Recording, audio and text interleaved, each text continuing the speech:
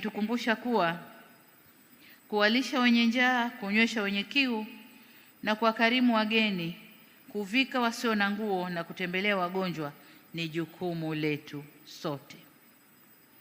Sasa, mbali ya haya niliyoyataja, lakini nilikuwa namsikiliza katibu mkuu wa dayosisi hii, ametaja mambo kadhaa ambayo kanisa hili linafanya katika sehemu mbalimbali chini kwetu Tanzania. Sasa ndugu zangu, huu ndio utumishi wa dini huu.